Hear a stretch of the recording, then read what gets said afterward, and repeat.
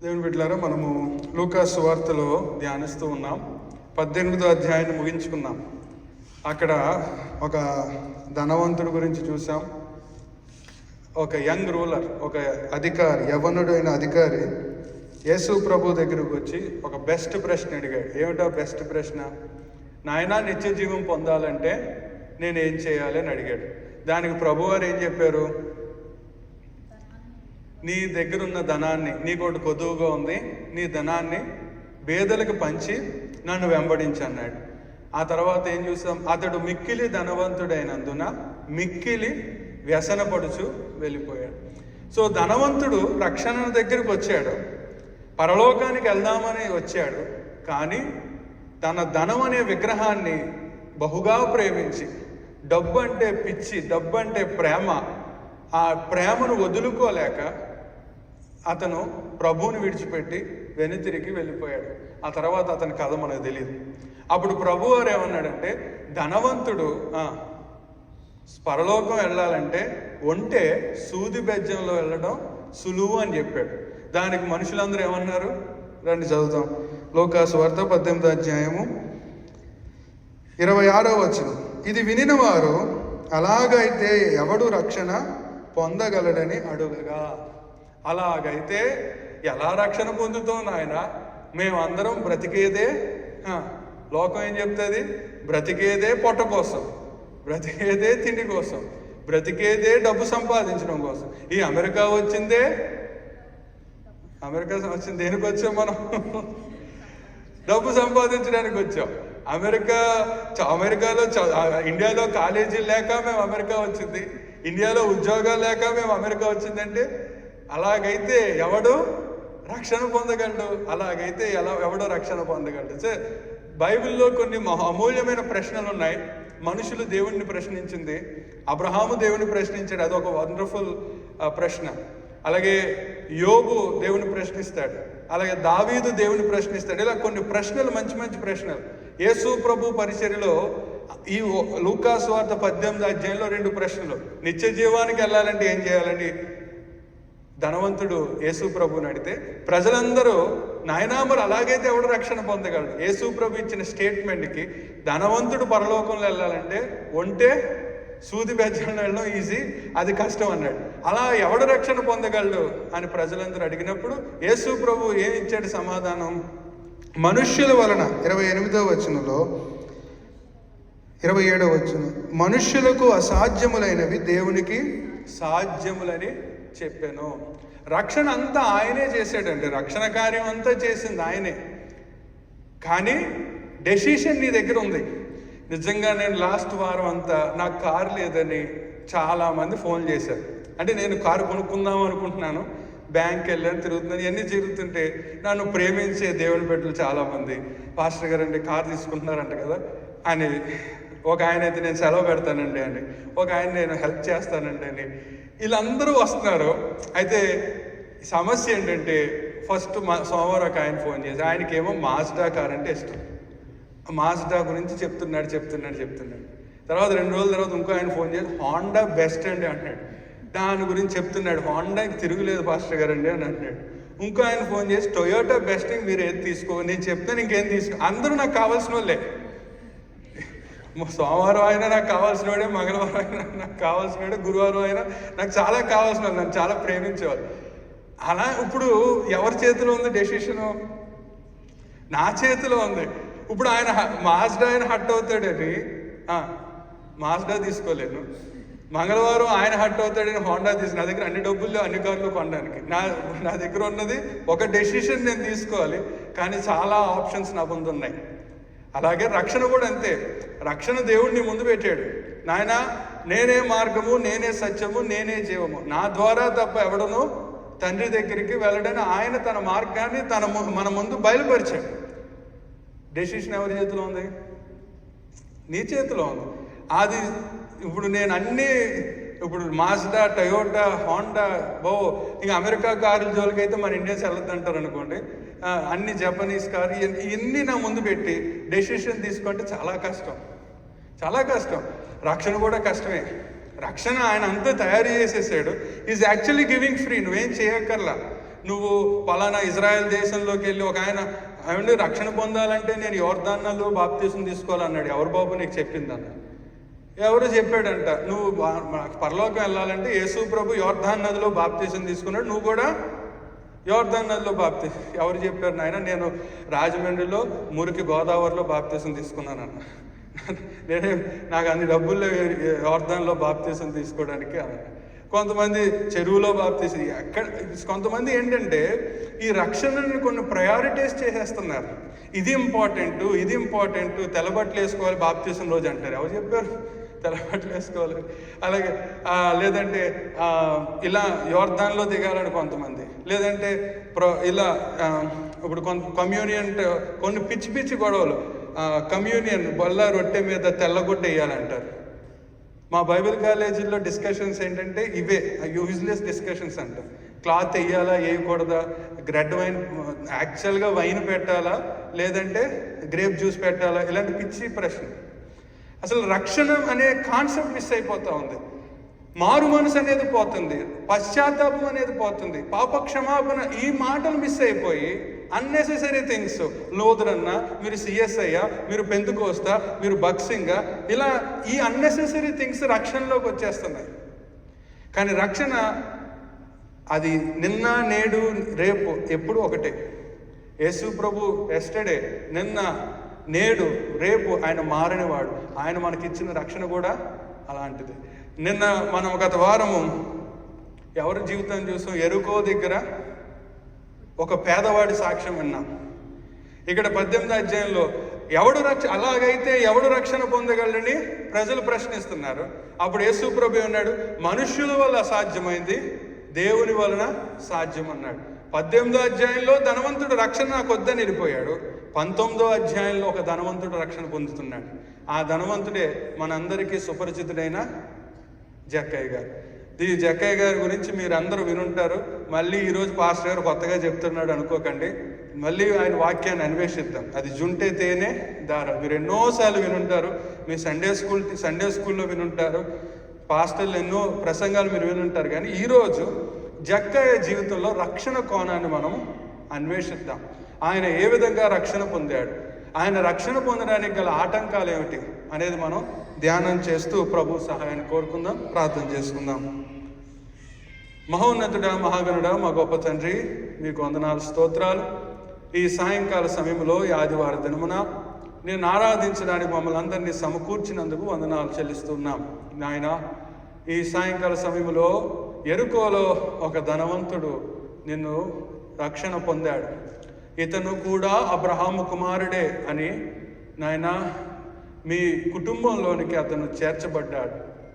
ప్రభువా, ఆయన ఏ విధంగా రక్షణ పొందాడు, ఆయన ఏ విధంగా తన పాపాలు ఒప్పుకున్నాడు అనేది మేము ధ్యానిస్తూ ఉండగా ఆయన జీవితం ద్వారా మాతో ఈ రాత్రికాలం సమయంలో మాట్లాడమని, మమ్మల్ని సరిచేయమని, నీ స్వారూప్యంలోనికి మమ్మల్ని అందరినీ మలుచుకోమని మాట్లాడుతున్న నేను నాయన, నా ఇష్టానుసారంగా కాకుండా నీ ఆత్మ ఆధీనంలో ఉండి మాట్లాడే కృపను నాకు అనుగ్రహించమని యేసుక్రీస్తు నామంలో ప్రార్థిస్తున్నాము తండ్రి, ఆమేన్. దేవుని బిడ్డలారా, ఈ 19వ అధ్యాయంలో మనము జక్కయ్య గారి రక్షణ సాక్ష్యాన్ని వింటున్నాం. ఈ యేసు ప్రభు భలే ఈ 18, 19 చదువుతున్నప్పుడు ఇద్దరున్నారు. ఇదే ఊరిలో ఒక అడుక్కునేవాడు రక్షణ పొందాడు. పోయిన వారం చూసాం. ఆయన ఊరు బయట రక్షణ పొందాడు. ఈయన ఊరి లోపల ఎవరిని చూస్తున్నాం? ఒక ధనవంతుడు. అతను సమాజంలో నుండి వెలివేయబడ్డాడు. ఈయన ఇజ్రాయేలులో నుండి వెలివేయబడ్డాడు. ఆయన డబ్బు లేనోడు, ఈయన డబ్బున్నోడు. ఆయన గుడ్డోడు, ఈయన పొట్టోడు. అవునా కదా? సో ఈ రెండు భలే ఉన్నాయి. కానీ ఎరుకోలో ప్లేసు మంచిది కాదు. కానీ వాస్తవానికి ఎరుకో అంటే ఎ సిటీ ఆఫ్ ఫ్రాగ్రెన్స్, సువాసన గల ఊరు. కానీ ఏముంది ఆ ఊరిలో? సువాసన లేదు, చెడుతనం ఉంది. అలాగే జక్కయ్య అనే అతని ఆ పదం యొక్క అర్థం ఏంటంటే ప్యూర్ అండ్ ఇన్నోసెంట్. జక్కయ్య పేరేంటి, అతను చేసే పని ఏమిటి? ఏమండి, జక్కయ్య అంటే ప్యూర్, పవిత్రుడు లేదా అమాయకుడు. కానీ ఆయన జీవితం ఏంటో మనం చూద్దాం. అయితే ఈ చరిత్ర ఎరుకో చరిత్రలోకి మనం వెళ్ళే ముందు ఈ ఇజ్రాయెల్ దేశాన్ని రోమీయులు ఆక్యుపై చేశారు. ఈ రోమీయులు ఈ దేశాన్ని స్వాధీనం చేసుకున్నారు. యేసు ప్రభు జీవిస్తున్న సమయంలో యెరూషలేము ప్రాంతాన్ని ఎవరు పరిపాలిస్తున్నారు? రోమా సైనికులు పరిపాలిస్తున్నారు. ఈ రోమా సైనికులు పరిపాలిస్తూ అన్ని డిపార్ట్మెంట్లు రోమీలే ఉన్నారు, కానీ ఒక డిపార్ట్మెంట్, రోమీలు చాలా తెలివైనవారు, ఒక డిపార్ట్మెంట్ మాత్రం ఇన్కమ్ ట్యాక్స్ డిపార్ట్మెంట్ ఎవరికి ఇచ్చారు? యూదులకు ఇచ్చారు. ఎందుకు ఇచ్చారంటే ఒక రోమీయుడిని కానీ ఇన్కమ్ ట్యాక్స్ ఆఫీసర్గా చెప్తే రోమీయుడికి మన బిజినెస్లు ఏంటో తెలియదు, అవునా కదా?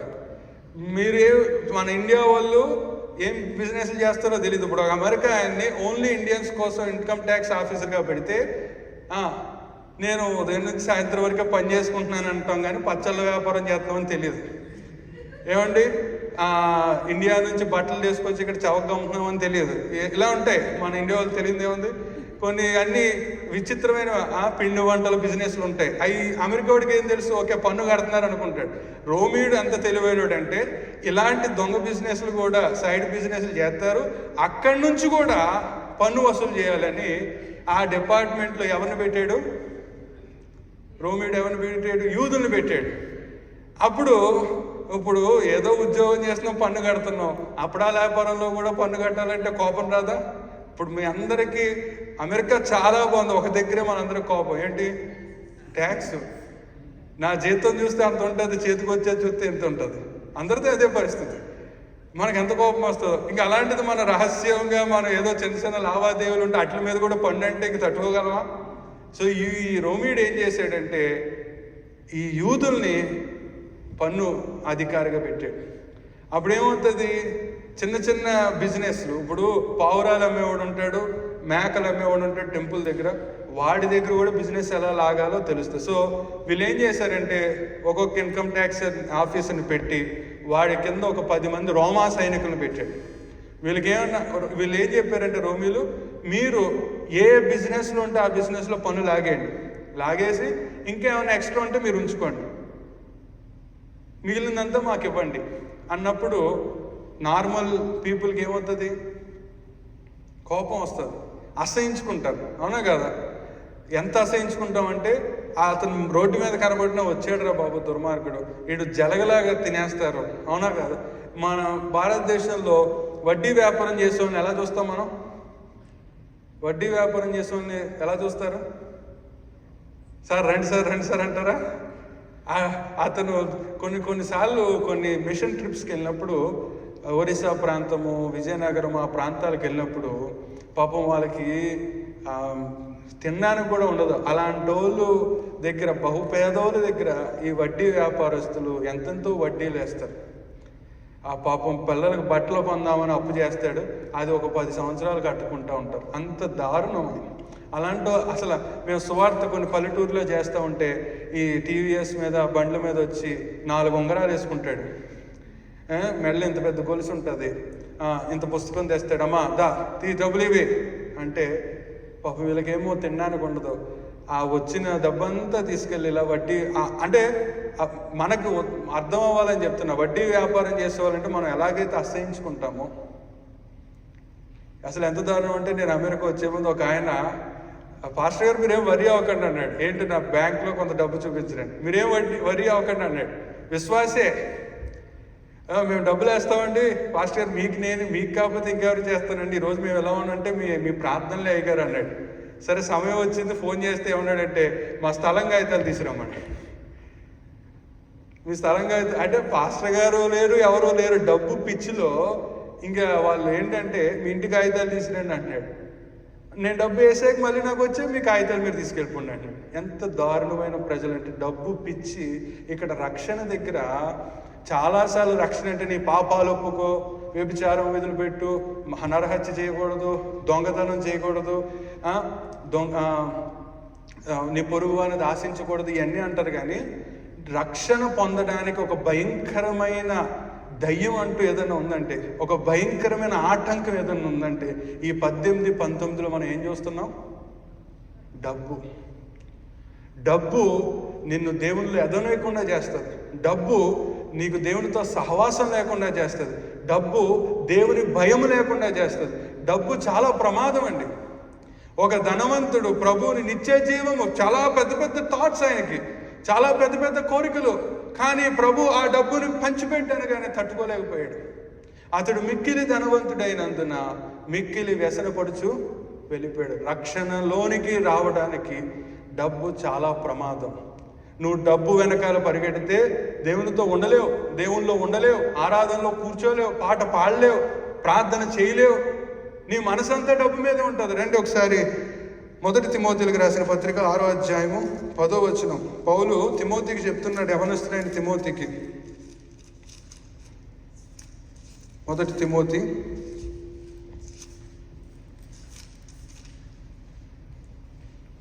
6వ అధ్యాయము 10వ వచనం.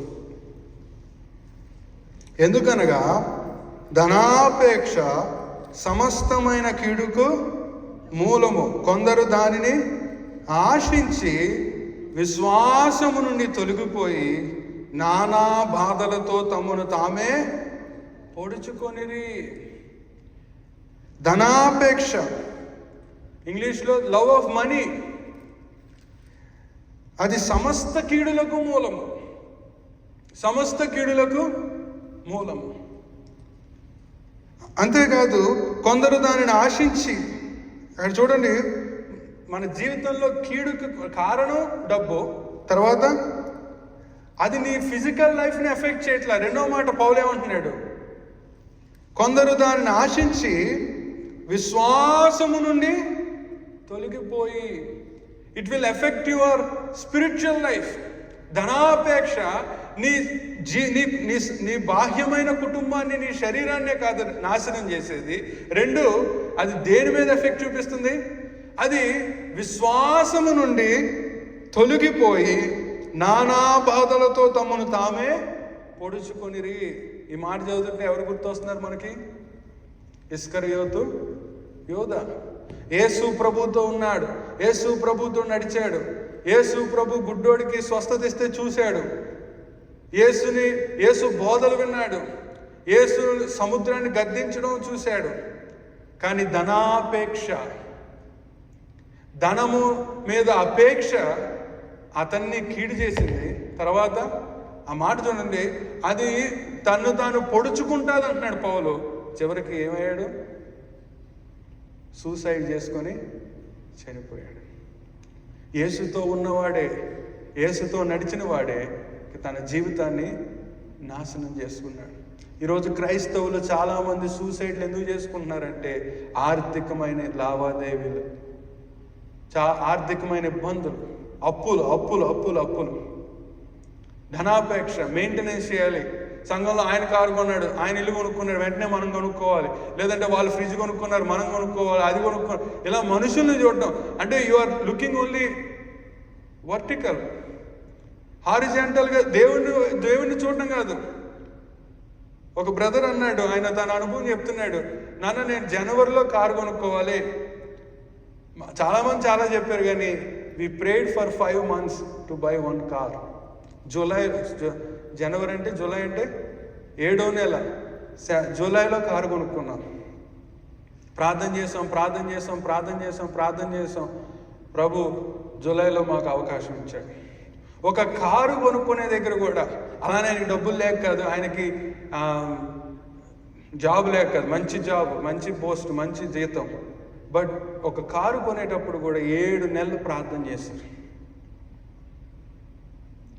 ప్రతి విషయంలో మనం ధనాపేక్ష కాకుండా ప్రభుపేక్ష కలిగి ఉండడానికి మనం నేర్చుకుందాం.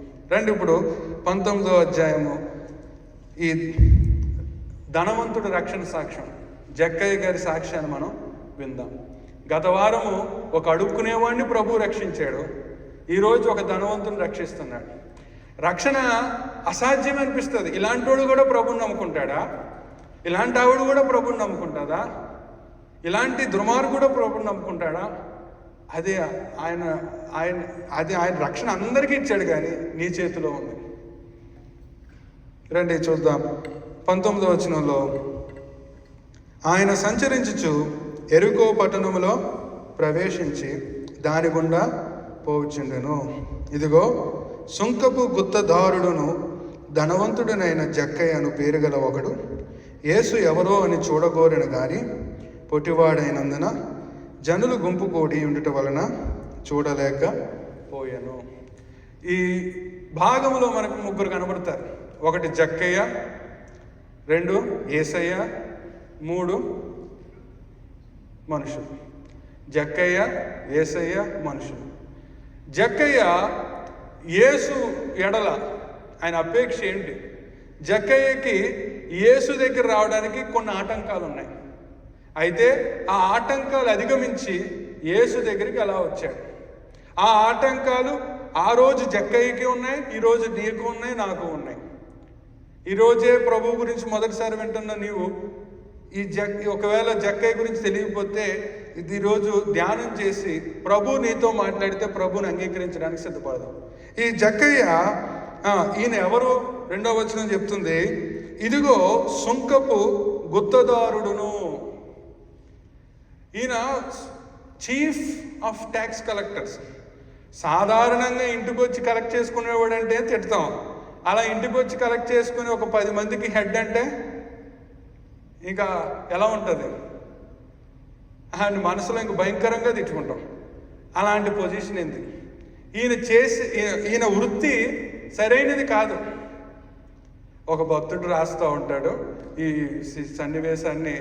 నిర్గమాకాండంలో రాహాబు ఎరుకో పట్టణానికి ఇజ్రాయెల్ చేరినప్పుడు అక్కడ ఒక వ్యభిచారి, అక్కడ ఒక మొదటి రాహాబు అయితే ఎరుకోలో 2వ రాహాబు ఈ జక్కయ్య అన్నాడు. ఆవిడ వ్యభిచారి, అన్యురాలు, ఎరుకో పట్టణస్థురాలు.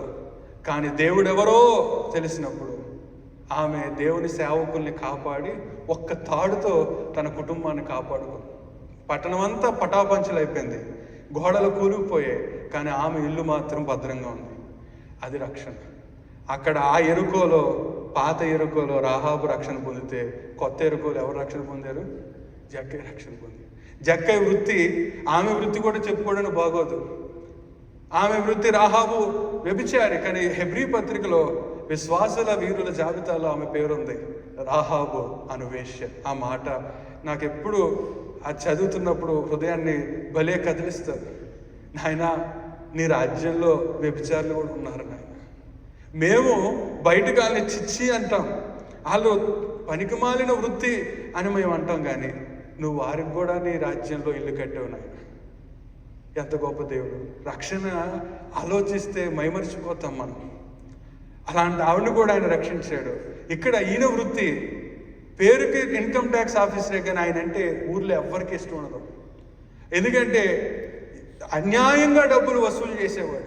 కష్టార్జితాన్ని దొంగిలించుకుంటున్నాడంటేనే అది చాలా తప్పు. మనం తట్టుకోలేం. మానవులు హ్యుమానిటీ అనేది అసలు ఇష్టపడదు. ఒకడి కష్టాన్ని దొంగిలించడం అనేది చాలా తప్పు. అలాంటిది ఇతను ఊర్లో కష్టాలందరినీ దొంగతనం చేస్తున్నాడు. అలాంటి వాడిని ఇంకెంత ఆశయించుకుంటారు? జకరయ్య, ఇదిగో సుంకపు గుప్తదారుడు ధనవంతుడైన జక్కయ్య. ఎలా ధనవంతుడయ్యాడు? కష్టపడా? అన్యాయంగానా? అన్యాయంగా ధనవంతుడయ్యాడు. తర్వాత ఆయన వృత్తి సరైనది కాదు. మనం మొన్న అంధుడైన అడుక్కునే అతన్ని మనం చూస్తాం 18 వచనంలో. అక్కడ ఒక ఆయన ఊరి వెలుపల ఉన్నాడు ఆ అంధుడు. ఆయన వృత్తి మంచిది కాదు, ఈజ్ అ బెగ్గర్. ఆయన పాపం ఫిజికల్లీ నాట్ ప్రాపర్, ఆయన బ్లైండ్. తర్వాత ఏం చూస్తాం? మర్చిపోయారా పోయిన వారం ప్రసంగం? ఫిజికల్గా ఆయన నాట్ గుడ్, ప్రొఫెషనల్గా ఆయన నాట్ గుడ్. ప్లేస్, స్థలం పరంగా ఆయనకు ఒక ఇల్లు లేదు. ఊరు అవతల బయట గుమ్మం దగ్గర ఆయన అడుక్కుంటున్నాడు. ఆయనకి ప్లేస్ కూడా లేదు. ఇక్కడ ఇతని విషయానికి వస్తే he has a place but not right place. ఆయనకి డబ్బు ఉంది, కానీ అది అన్యాయమైన డబ్బు. అలాగే ఆయన ధనవంతుడు, జక్కయ్యను పేరు గల ఒకడు. కానీ ఆయన పేరేమిటి? జక్కయ్య అని ఉంది. జక్కయ్య అంటే ప్యూర్, పవిత్రుడు. ఈయన పవిత్రుడా? ధనాపేక్ష వలన ఏమయ్యాడు? అపవిత్రుడయ్యాడు. ధనమును విగ్రహం చేసుకోవడం వల్ల పాపిగా మారిపోయాడు. ధనమును ప్రేమించడం వల్ల దేవుడిని కూడా, ధనము అనేది ఏం చేస్తుందంటే నిన్ను దేవుడి దగ్గరికి రానివ్వకుండా చేయగేస్తుంది. దానికి అంత పవర్ ఉంది. మనం చాలాసార్లు పాపం అంటే ఇందాక చెప్పినట్టు వేరే వేరే వేరే వేరే అనుకుంటాం, కానీ డబ్బు కూడా పాపమే. అది తెలియకుండా నిన్ను పాపంలోనికి దిగజార్చేస్తుంది. రెండో వచనంలో ఈయన ధనవంతుడు, ఈయన ఉద్యోగం ఉంది, ఈయనకి డబ్బు ఉంది, ఈయనకి పేరుంది, ఇది ఈయన పరిస్థితి. అయితే రెండవది, ఈయనకున్న ఆటంకాలు ఏంటో మనం చూద్దాం. యేసు ఎవరో అని చూడగోరేను. అప్పుడు యేసు ప్రభు ఎంటర్ అయ్యాడు. ఊరి వెలుపల గుడ్డోడు బాగుపడ్డాడు అనగానే ఊరంతా తెలిసిపోద్ది కదా. ప్రజలందరూ దేవుని స్తుతించారు. 18వ అధ్యాయం చివరి భాగంలో ప్రభుని మహిమపరిచారు. ఆ గుడ్డివాడు తనకున్న అసలైన కారణం చెప్పాడు. ఇంపాసిబుల్ని, గుడ్డితనం అనేది ఇంపాసిబుల్. యేసు ప్రభు, నాయనా నీకేం కావాలంటే నాకు ఒక ఇల్లు, డబ్బో, ఏదో అడగల. ఏం చెప్పాడు? నేను గుడ్డోని, నాకు చూపునివన్నాడు. రైట్ థింగ్ అడిగాడు. వెంటనే ప్రభు అతనికి దృష్టి, నీ విశ్వాసము నిన్ను స్వస్థపరచును అన్నాడు. అతను 18వ అధ్యాయంలో చివరిలో వెంటనే 43, వెంటనే వాడు చూపు పొంది దేవుణ్ణి మహిమపరచుచు ఆయన వెంబడించాను. ప్రజలందరూ అది చూచి దేవుణ్ణి స్తోత్రం చేశారు. ఈ మాట ఊర్లో పెరిగిపోయింది.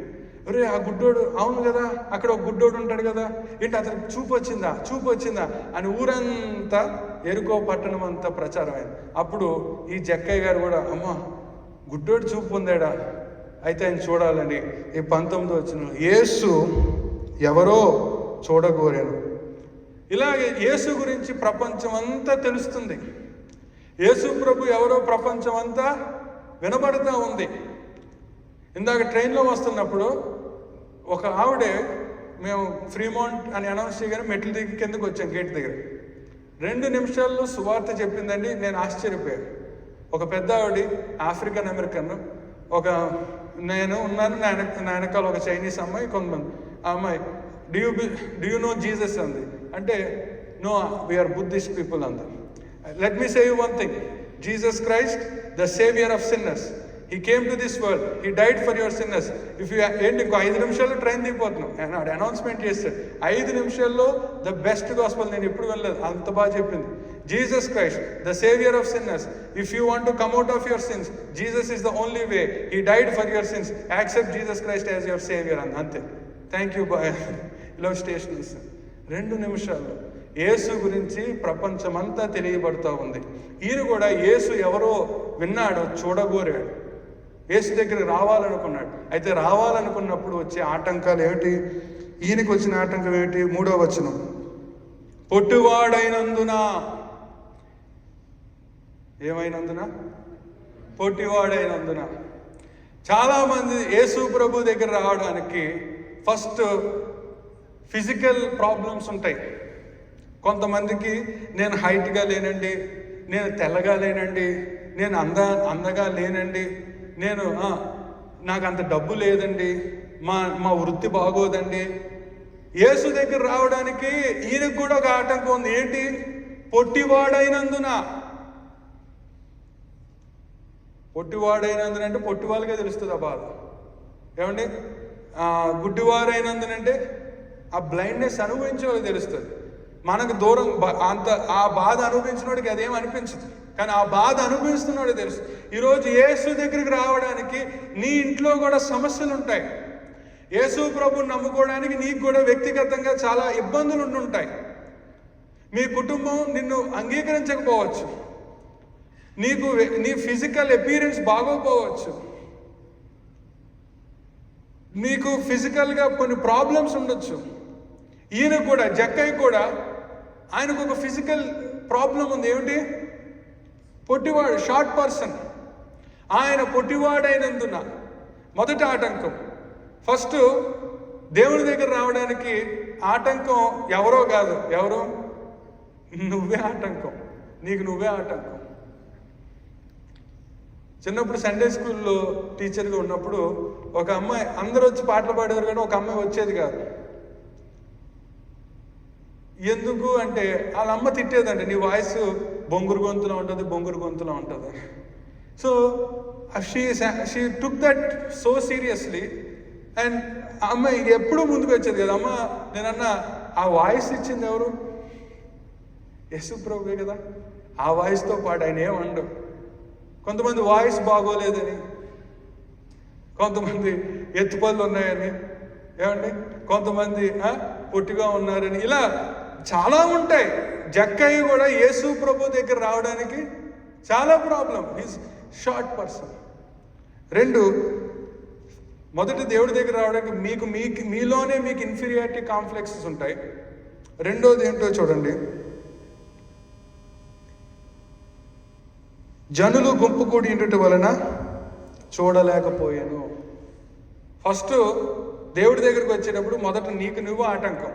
నీ ఫిజికల్ ఇన్ఎబిలిటీస్, ఇన్ఫీరియారిటీ కాంప్లెక్సెస్, ఫియర్స్, నీ భయాలు అన్నీ నిన్ను దేవుడి దగ్గర రానివ్వు. 2, ఈయన దేవుడి దగ్గర రావడానికి జనాలందరూ అడ్డుగా ఉన్నారు, చూడలేకపోయాడు. అక్కడ వెళ్ళిపోవచ్చు అతను.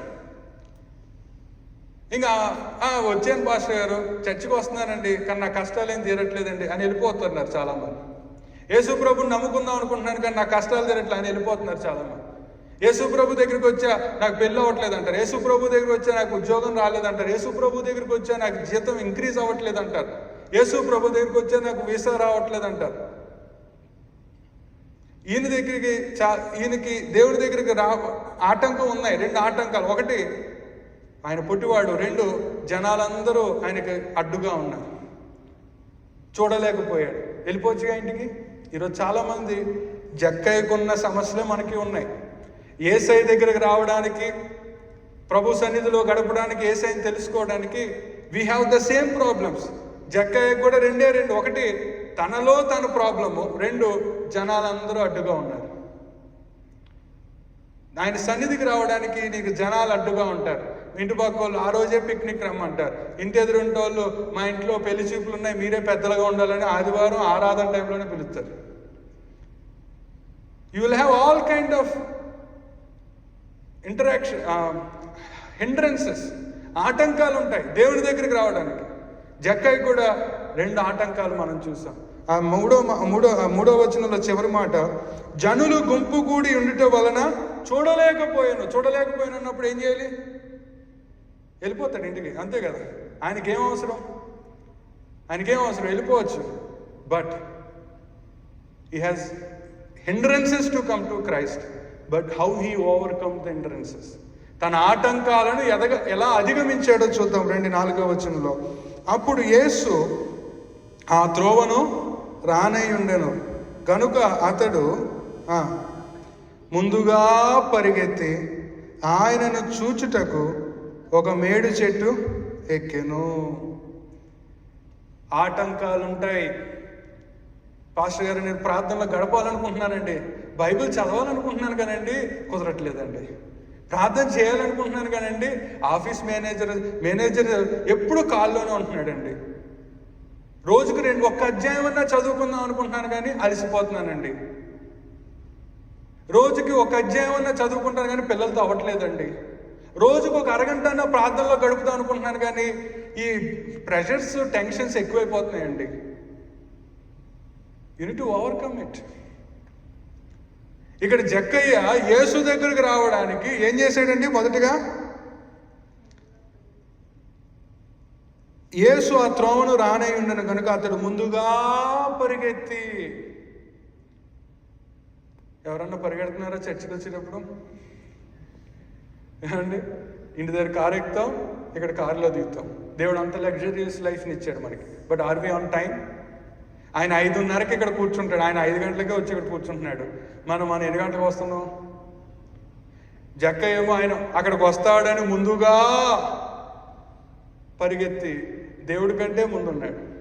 లారన్ గారు, దేవుని దాసులు లారన్ గారు, కాకినాడలో ఆయన ఉండేవాడు, గొప్ప దైవజనుడు. ఆయన భార్య షీజ్ ఎ గైనకాలజిస్ట్. ఆమె గైనకాలజీ డిపార్ట్మెంట్లో ఆ కాకినాడ ప్రాంతంలో లారన్ గారి భార్య షీజ్ ఎ గ్రేట్ ఉమెన్. ఆమె పుస్తకం కూడా నేను చదివాను. ఇట్స్ ఎ బ్యూటిఫుల్ లైఫ్ ఆవిడది. She in medical college. ఆ రోజుల్లో డాక్టర్గా ఉన్నప్పుడు ఆమె ప్రార్థన చేసుకుంటే, ప్రభు నువ్వు సేవకుని చేసుకున్నాడంట. ఆమె కొన్ని 4-5 సంవత్సరాలు ప్రార్థన చేసినప్పుడు ప్రభు అయ్యగారిని చూపించాడు. అప్పుడు వివాహం చేసుకుంది. అయితే ఆ ప్రాంతంలో ఆ దినాల్లో ఐఎమ్ టాకింగ్ అబౌట్ 50 సంవత్సరాల క్రితం, ఆ సమయంలో గైనకాలజిస్ట్ తక్కువ మూలన ఆమె ఎప్పుడు బిజీ. 10 గంటలకు ఒక డెలివరీ, 10 గంటలకి, 1 గంటకి 2. ఇలాగా ఆమె ప్రొఫెషన్లోకి వెళ్ళేటప్పటికి దేవునితో సమయం తగ్గిపోయిందంట. దేవునితో ఎప్పుడైతే సమయం తగ్గిపోయిందో షీ డిసైడెడ్, ప్రభు ఇలా కాదు, ఏ టైం అయినా నాకు ఏదో ఒక కేసు వస్తూ ఉంది, let me have a commitment, మీతో ఒక ఒడంబడికి తీసుకుని తెల్లవారుజామున 3 గంటలకి to 4 o'clock I will spend time with you అని ఆమె ఒక ఒడంబడికి తీసుకుంది. ఇలా ఎందుకంటే కేసులు అస్తమాట వస్తున్నాయి కాబట్టి తెల్లవారుజామున 3 to 4 I will be with you Lord అని డిటర్మినేషన్ తీసుకుంది. అయితే ఆమె ప్రతిరోజు ఉదయం 3 గంటలకి ప్రభు సన్నిధిలో గడుపుతూ ఉండేది, ప్రార్థన చేస్తూ ఉండేది. అయితే ఒకరోజు 12 గంటలకి ఆమెకు ఒక డెలివరీ వచ్చింది. ఎవరో జమీందార్ గారు మా అమ్మాయికి డెలివరీ అంటే కారు పంపించి ఆమెను they took her to their house. అదొక 20 కిలోమీటర్ అర్ధరాత్రి. సో అదొక కష్టమైన డెలివరీ అవడం వల్ల లేట్ అయ్యి 12 గంటలకు వెళ్ళిన ఆవిడ షీ కేమ్ at 4:15. ఆమె ఇంటికి వచ్చి అయ్యో ఈరోజు దేవునితో ప్రార్థన చేయాలి, ఈరోజు మిస్ అయిపోయానని బాధపడుతున్న ఆవిడ ఇంటికి వచ్చి ఆమె బెడ్రూమ్ తలుపు ఓపెన్ చేయగానే she saw that Jesus is kneeling down there. అయ్యో ప్రభు అంటే, నాయన ఎప్పటి నుంచి ఉన్నారంటే I was here since 3 o'clock అన్నాడంట. This is her experience. ప్రభు ఆమె కొరకు he love to spend time with you. ఆయన నీతో సమయం గడపాలనుకుంటున్నాడు, నువ్వు ఆయనలో ఎదగాలనుకుంటున్నాడు. ఇంట్లో చంటి పిల్లలు పుట్టినప్పుడు డాడీ జాబ్కి వెళ్ళి వచ్చేటప్పుడు ఆ మనసంతా మళ్ళీ ఎప్పుడు ఇంటికి వచ్చేస్తానో పిల్లోడితో ఆడుకుంటాను అని ఉంటుంది. అలాగే ఆయనకు కూడా ఆయన బిడ్డలతో ఉండాలని ఆశపడతాడు. ఇక్కడ చూడండి, ఆయనకు ఆటంకాలున్నా, ఆయనకు అడ్డులున్నా, ఇక్కడ ఇతను మాత్రం దేవుని దగ్గరికి ఎలా వచ్చాడు? ముందుగా పరిగెత్తి ఆయన చూచుటకు మేడి చెట్టు ఎక్కాను. పరిగెట్టాడు, చెట్టు ఎక్కాడు. ఎవరి కోసం? యేసయ్య కోసం. ఇదే ఆవగించేంత విశ్వాసం అంటే. యేసు ఎవరో చూద్దాం, మనకి అవసరం లేదు, మన పని మనం అది అనుకున్నాడు. ఆవగించేంత విశ్వాసంతో పరిగెత్తాడు, చెట్టు ఎక్కాడు. ఇప్పుడు ఏం జరిగిందండి? ఇది జక్కయ్య యేసు ప్రభు ఎడలు చూపిన రియాక్షన్. ఇప్పుడు క్రీస్తు అతని ఎడలు ఏం చూసాడో చూద్దాం రండి. 5వ వచనం, మొదటిగా 1వ వచనం చదువుదాం. ఆయన సంచరించుచు ఎరుకో పట్టణంలో ప్రవేశించి.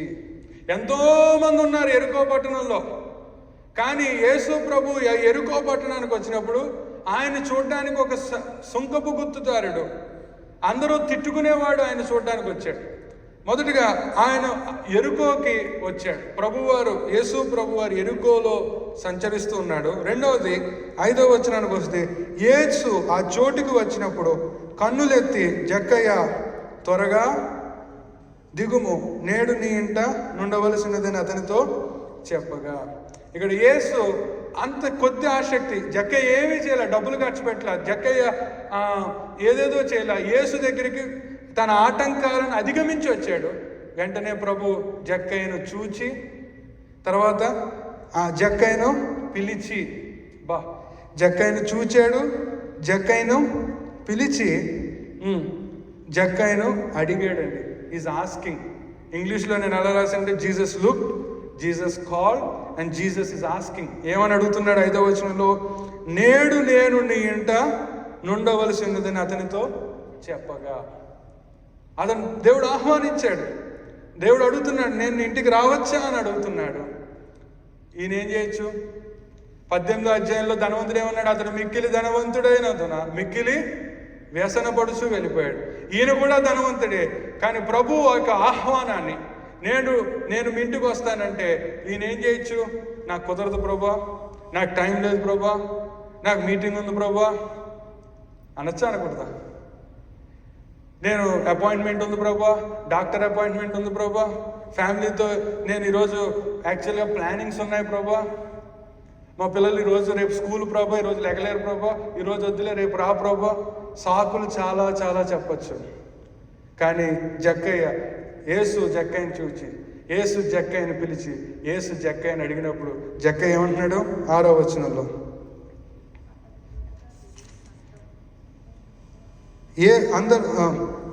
అతడు త్వరగా దిగి సంతోషముతో ఆయనను చేర్చుకొనెను.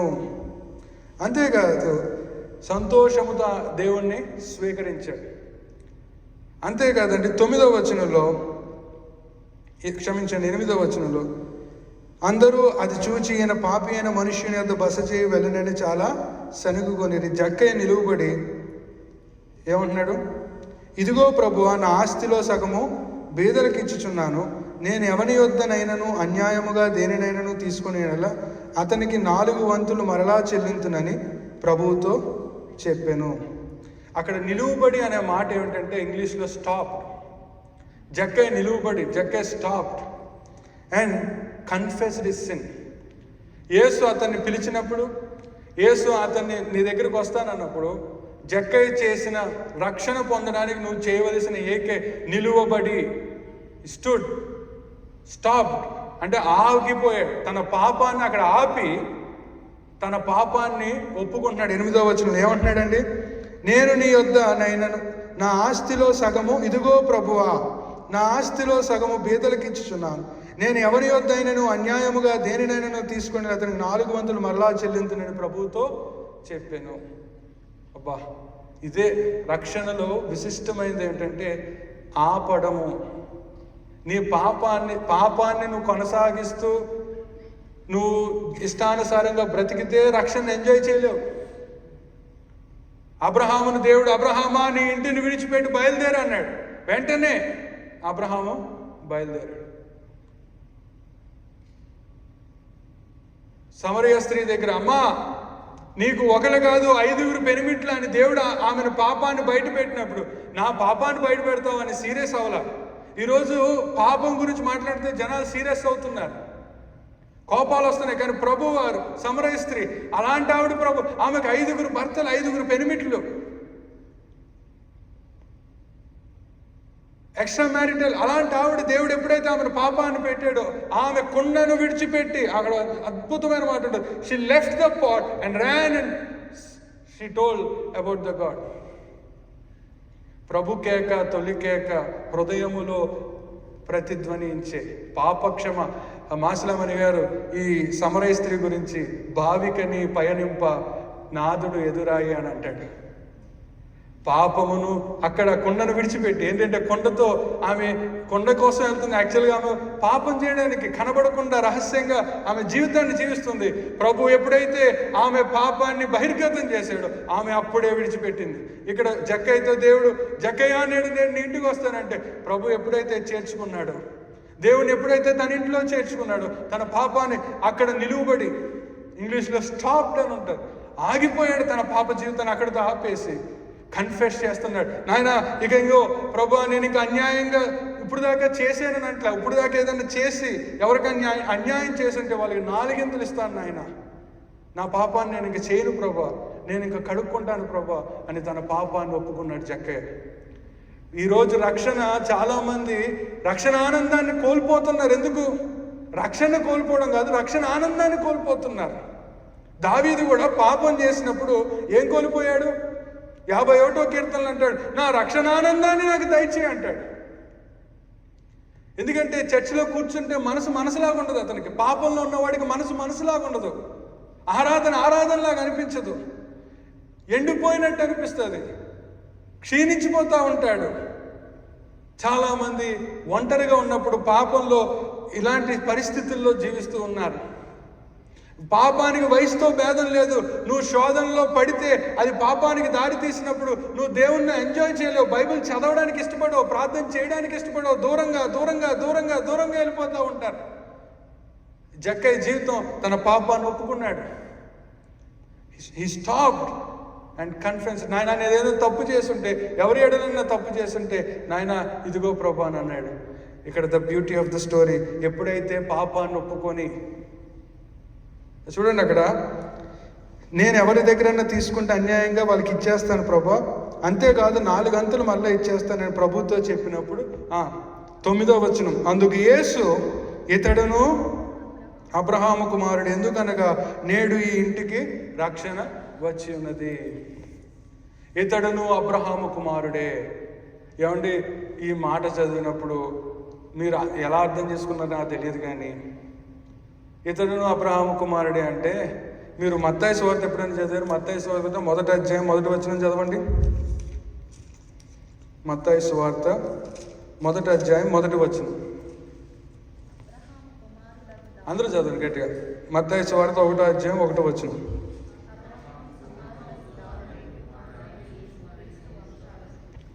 అయ్యో బాబోయ్,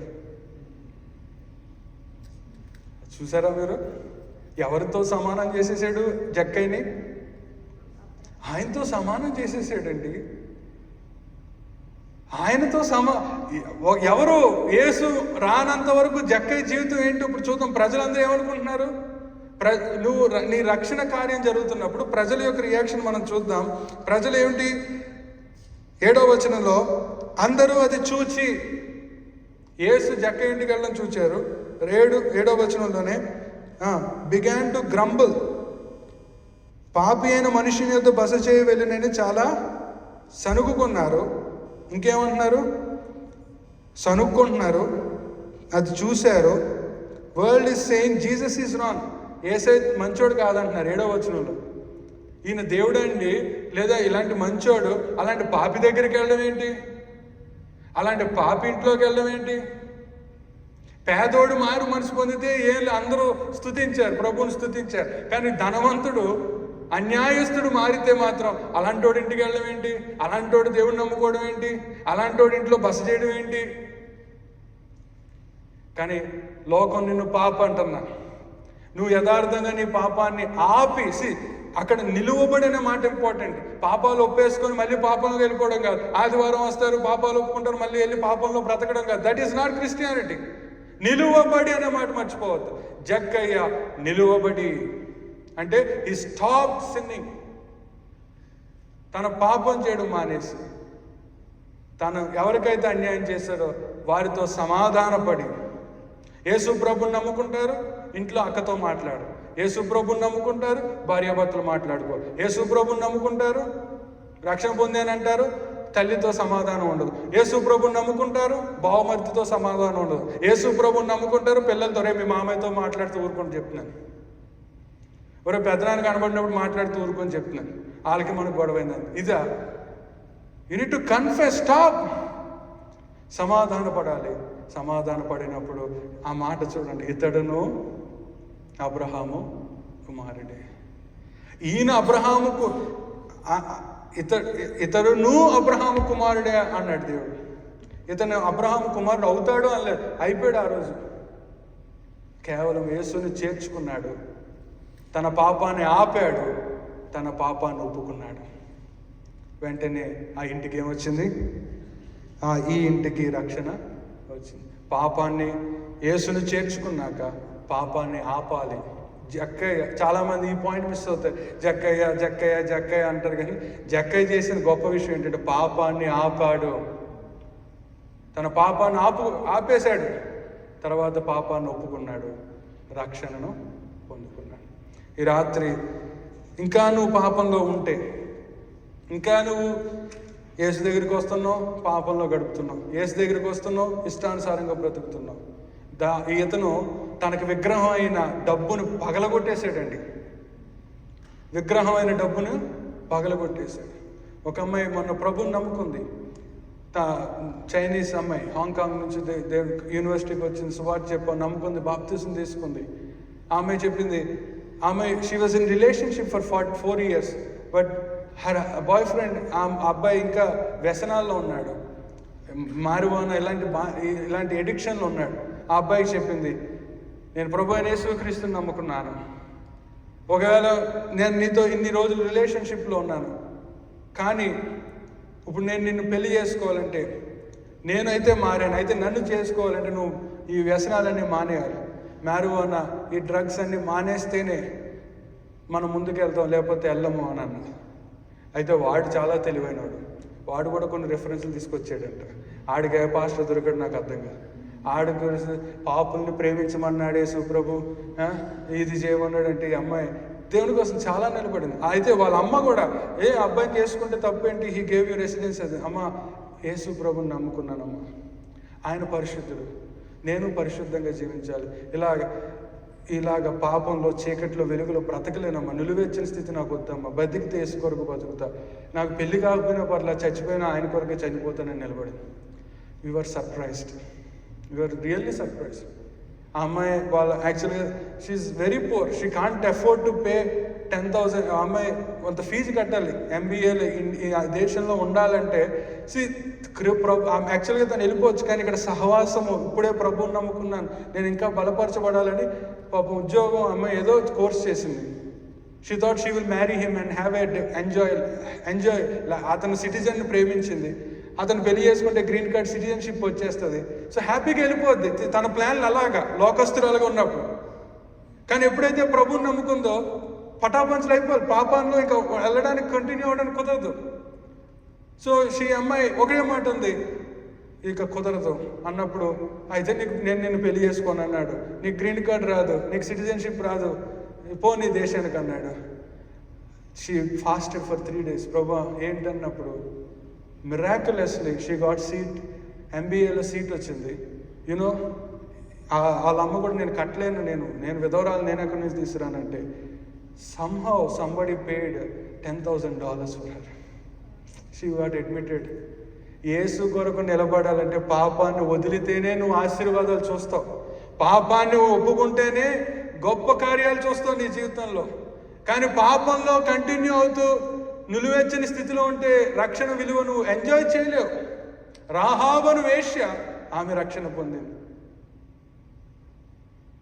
సుంకపు గుప్తుదారుడైన వడ్డీ వ్యాపారస్తుడైన జక్కయ్య ఇంటికి రక్షణ వచ్చింది, కేవలం వారు పాపాన్ని గురించి. రాహాబు వేశ్య, కానీ రాహాబుని దేవుడు ఆమెకు మళ్ళీ ఒక నూతన జీవితాన్ని ఇచ్చాడు.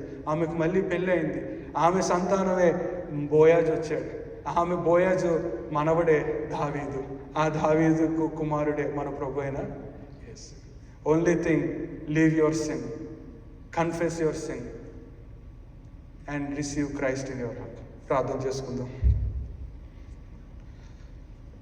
మహోన్నతుడా, మహాగణుడా, మా గొప్ప తండ్రి, రక్షణ మాకు ఇవ్వడానికి మీరు ఎంతో కష్టపడ్డారు ప్రభు. నీ సింహాసనాన్ని విడిచిపెట్టావు, నీ అధికారాన్ని పక్కన పెట్టావు. ఆకాశము నా సింహాసనము, భూమి నా పాదపీఠం అని చెప్పిన నీవు సాధారణమైన మానవ శరీరంలోనికి మీరు వచ్చి పాపము లేనివాడిగా జీవించి మా పాపాల కొరకు మీరు అనేకమైన శ్రమలు అనుభవించి, వేదనను అనుభవించి, సిలువలో మీ ప్రశస్తమైన రక్తాన్ని కాచి ఈరోజు మాకు పాపక్షమాపణ రక్షణ ఇచ్చారు. ఈ రక్షణ మాకు చాలా ఉచితంగా ఇచ్చారు. మేము చేయాల్సింది కేవలం డెసిషన్ తీసుకోవడమే, మేము చేయాల్సింది మా పాపాన్ని విడిచిపెట్టడమే, మేము చేయాల్సింది మా పాపాన్ని ఒప్పుకోవడం, మిమ్మల్ని స్వీకరించడమే నాయన. అయ్యా, ఇంకా ఈ రాత్రి ఎవరన్నా యేసుని నమ్ముకుంటున్నానని చెప్పి పాపంలో బ్రతికితే అయ్యా, వారి పాపాన్ని విడిచిపెట్టే శక్తిని మీరు ఇవ్వండి, పాపాన్ని తిరస్కరించే శక్తిని వారికి ఇవ్వండి నాయన. నీకు అసాధ్యమైనది లేదు, మనుషులకు అసాధ్యమైన దేవునికి సాధ్యమే. మా దృష్టిలో జక్కే పరలోకం వెళ్ళడం అసాధ్యం, మా దృష్టిలో రాహాబు పరలోకానికి వెళ్ళడం అసాధ్యం, కానీ నీ దృష్టిలో అది సాధ్యమైందే. అయ్యా, ఇక్కడ నా జీవితాన్ని కూడా జ్ఞాపకం చేసుకోండి, మా జీవితాలు జ్ఞాపకం చేసుకోండి. మేమందరము మా పాపాన్ని విడిచిపెట్టి ఒప్పుకొని మిమ్మల్ని స్వీకరించి మీలో కొనసాగే ఆ బ్రతుకు మాకు ఇవ్వండి. ఇతడును అబ్రహాము కుమారుడు, నీతో సమానం చేసేసావు నాయన. అట్టి కృప, అట్టి భాగ్యాన్ని ఇక్కడ ఇంకా ఎవరైతే రక్షణ మారు మనసు పొందలేదో వాళ్ళు పొందడానికి మీరు కృప అనుగ్రహించి, నిన్ను అంగీకరించే స్థితిని వారికి అనుగ్రహించమని మీరే సహాయం చేయమని యేసుక్రీస్తు నామములో ప్రార్థిస్తున్నాము తండ్రి.